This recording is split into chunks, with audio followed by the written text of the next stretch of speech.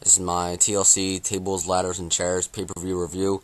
Pay-per-view aired on Sunday, and I gotta say, this really surprised me. I thought this was just gonna be a average WWE pay-per-view, kind of like a throwaway pay-per-view, but this actually turned out to be a pretty good pay-per-view. There was a lot of good stuff on this pay-per-view, and none of the matches were necessarily bad, which is what the last year's TLC had going for it too. With the exception of one match on here that was just added at the last minute that could have been replaced by another match that I was guessing was going to be added at the last minute. But, it's still nonetheless, it was a very good pay-per-view that I do recommend not going out your way to see, but, if you can find a couple of matches online, on YouTube or something like that, then I do recommend seeing those matches because there was a lot of good stuff in this pay-per-view.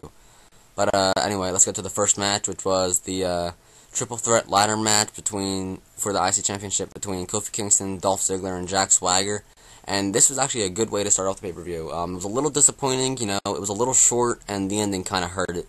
The ending came when you had Kofi Kingston and Jack Swagger on the top of the ladder trying to unhook the IC Championship, and, it just fell loose, and Dolph Ziggler dove for it, grabbed it off the floor, and then ran away with it. And apparently, I thought the rules for the ladder match was you have to unhook the belt and maintain possession, not, someone else unhooks the belt and you can just grab it and run away with it.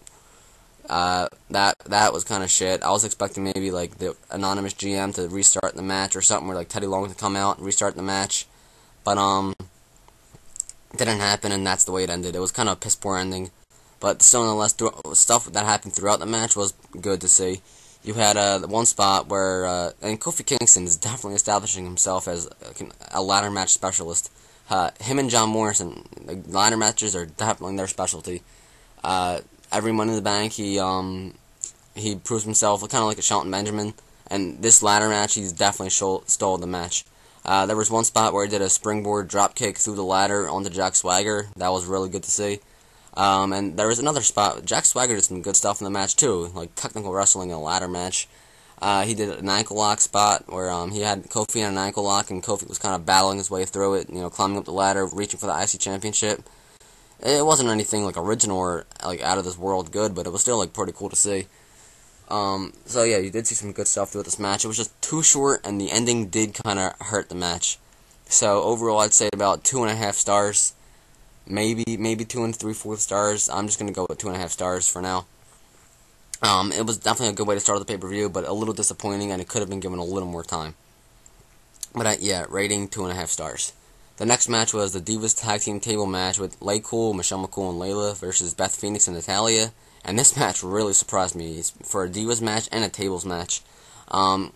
You saw some great stuff between the two teams. There was one spot where it was an accidental thing too. Beth Phoenix fell out on the outside and like hit her neck on the outside, kind of like Undertaker did at WrestleMania 25, which was, kind of sick. And then it happened again, and it wasn't as bad as the first time, but, it still wasn't a good thing to see, it wasn't pretty.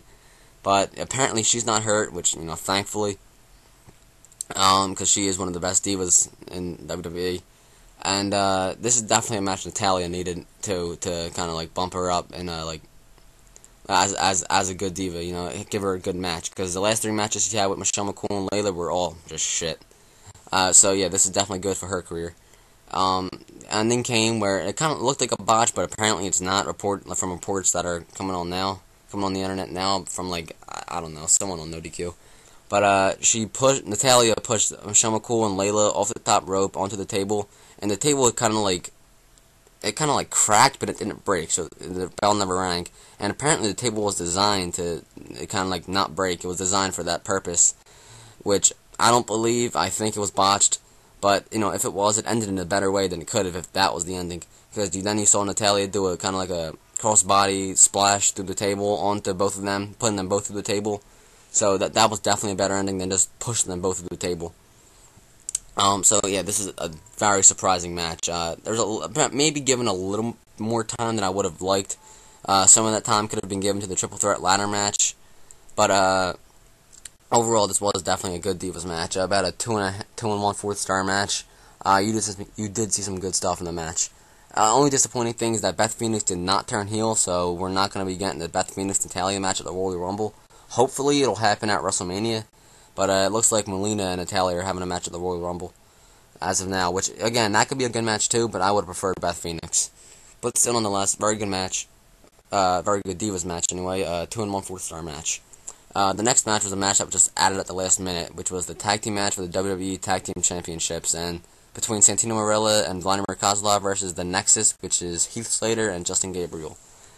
This was just, I don't know how to define this. This should have been a chairs match between Daniel Bryan and Ted DiBiase for the U.S. Championship. This was just pure shit. And not saying pure shit, it wasn't god-awful or anything, but it was given like 4 or 5 minutes, and there was nothing like good in the match either, ending came when Michael McGillicuddy and Husky Harris interfered in the match, and Santino Marella and Vladimir Kozlov won via DQ. Then Barrett came out with a chair and started beating up Santino Marella and Vladimir Kozlov, kind of like it was with Kofi, Kingston, and Dolph Ziggler at SummerSlam, just hyping up Nexus and hyping up the main event. Which, yes, unfortunately, Wade Barrett and John Cena was the main event, but I'll talk about that later. This match was really nothing special. There was only one funny moment in the match for Santino anyway. You saw Justin Gabriel go for he tried to swipe Santino's leg. Santino jumped over it, then Santino tried to do the same thing, but he was too weak and too slow and just kind of tapped Gabriel. That was kind of funny, but other than that, it wasn't a good match at all. Rating 1.5 stars, maybe being a little generous to that, but again, it wasn't god awful, but it wasn't good. But the next match definitely made up for that match. It was the number 1 contenders ladder match between Sheamus and John Morrison. You saw some really good stuff in this match. This was easily, in my opinion, Sheamus' best match in WWE. You could argue the matches he had with Triple H were better, and you could argue that some matches with Randy Orton were better. But in my opinion, definitely the best match in WWE. And it's funny, because last year when Sheamus won the WWE Championship, everyone was thinking, does he really deserve this? And, after a year, he's one of those guys that can, he can put over talent and make it believable. So that's definitely a good thing. It's definitely good for John Morrison, because, yes, John Morrison did win the match, and he is the number 1 contender, which hopefully we'll be seeing a Morrison and Miz match at the Royal Rumble, which will be definitely good. And there was a lot of good stuff in the match, too. Morrison did a corkscrew over the ladder onto Sheamus, which is really good to see. It was pretty cool. Then you had Sheamus and John Morrison battling on the ladder. Then John Morrison grabbed Sheamus' head and pushed him off the ladder. Both of them dove outside. Sheamus went through a ladder that was hooked up between the ring and the announce table, and Morrison fell on the opposite side of the ladder on the outside. So that was a really crazy spot. And the finish came when Morrison was hopping up the ladder, selling a knee injury that happened throughout the match, kayfabe. Which is, again, really good, because this ladders match actually had some, in-ring psychology to it. You had Sheamus working over John Morrison's knee, which is really cool to see in a ladder match. I'm really not used to that. I'm used to just ladder matches being spot fest, so that was definitely a good thing to see. But the ending came when Sheamus was pushed John Morrison off the ladder, and John Morrison kind of caught himself on the rope and then pushed himself back, and then kicked Sheamus in the face and grabbed the contract, and he is the number 1 contender. So thankfully, he is in the main event spot now. He is getting a main event push. Obviously, he's not going to win the WWE Championship against The Miz at the Royal Rumble or whenever he faces him, but it is good to see him in the main event. Overall, I'd say this match is about a 3.5 star match. I know a lot of people are rating it 4 stars, but I think that's just because they're surprised that Morrison won. If you rewatch the match, it wasn't a 4-star match, but it was definitely a very good ladders match, so yeah, 3.5 stars. But the next match was another surprising match. It was a tables match for the WWE Championship between Randy Orton and The Miz with Alex Riley. And this match really surprised me too. It had a lot of good back and forth action between Randy Orton and The Miz. Each man got in their signature moves. Each man did some really good stuff in the match. And it had a great twist in the match too. Randy Orton powerbound Alex Riley through a table. Then the ref got knocked out before that, and then he powerbound Alex Riley through the table. Then The Miz hit him with the belt, or he did something to knock him out. And then he drug Alex Riley out of the table, put Orton in there, got the ref up, and the ref saw Orton lying in the shattered table pieces, so he rung the bell. Miz wins, he stole a victory. But then the instant replay came on, the ref saw that, and then restarted the match in what was a great twist. It wasn't 99 false finishes like at SummerSlam with Randy Orton and John Cena a year ago. So definitely a great twist in the match. And then the match, the ending of it was good too, because I was expecting maybe 5 or 10 more minutes added to the match after that. But Orton just kind of started punching Miz, threw him in the ring, and then Orton like hopped up on the end of the ring, and then Miz pushed Alex Riley into Orton, and he fell through a table that was set up on the outside. So the ending came kind of fast after that, which is definitely good. I didn't see that coming. That was a shocking ending, and it was a good ending too, and a great twist happened in the match. And there was a lot of good back and forth action, like I said. So for a tables match, and just for the WWE Championship, definitely gave the championship some prestige compared to the other two matches that Randy Orton had with Wade Barrett. And again, for a tables match, definitely a very good match. Overall, I'd say it's about a 2 3/4 star match, maybe 3 stars. I might re-rate that somewhere, but I don't know. It was a good match, but it wasn't amazing by any means. So yeah, 2 3/4 to 3 stars. The next match, which should have been the main event, was the Fatal 4-Way TLC match for the World Heavyweight Championship between Rey Mysterio, Alberto Del Rio, Edge, and Kane. This match should have been the main event, not Wade Barrett and John Cena. Not just because John Cena and Wade Barrett wasn't a title match, but because it wasn't. The pay-per-view is called TLC, and to have a main event be a chairs match that's not even for a championship, that's kind of like a slap in the face. And during that match, I just felt like the pay-per-view was over, and I just wanted to go to sleep. It was kind of a piss-poor ending to a pay-per-view, but anyway, this match should have been the main event, but what happened in the match, even though it wasn't the main event, was definitely very good. Rey Mysterio and Edge definitely stole the show. There was one spot with Rey Mysterio where he hopped up a table prop that was on the stage, ran across it, and dove onto Kane on the bottom of the stage, which is definitely a very good spot.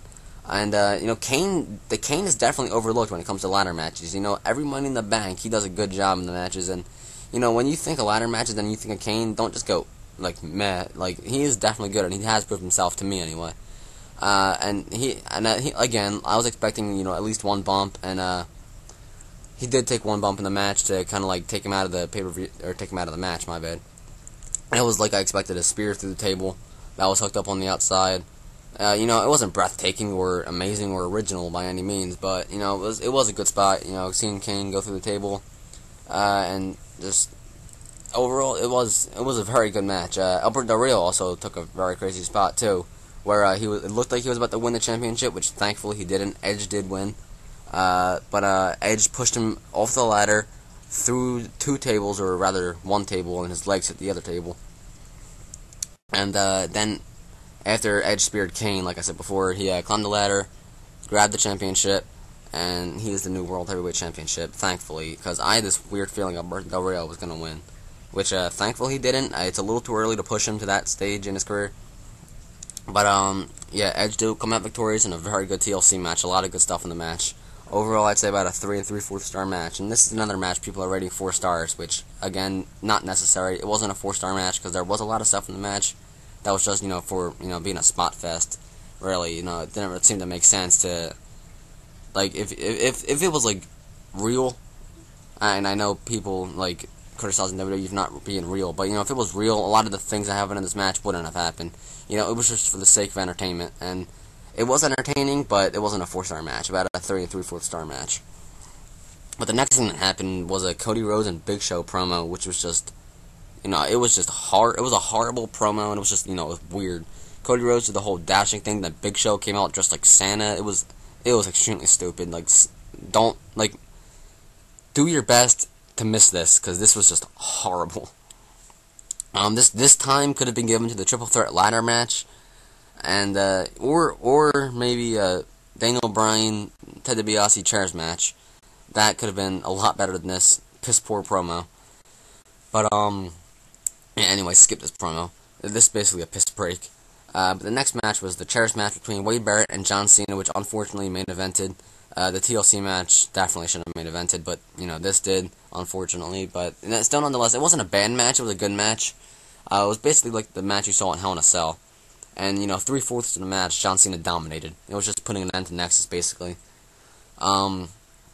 You did see some good stuff with the chairs, and that was definitely better than the Taker Batista chairs match last year. But overall, it was just basically the same thing you saw at Hell in a Cell, with Cena dominating, and really nothing too crazy, nothing too special to recommend. I'd say about 3 stars. And there was something that happened post-match, but I'm not even gonna mention it because it was stupid. when you say it's not going to be amazing or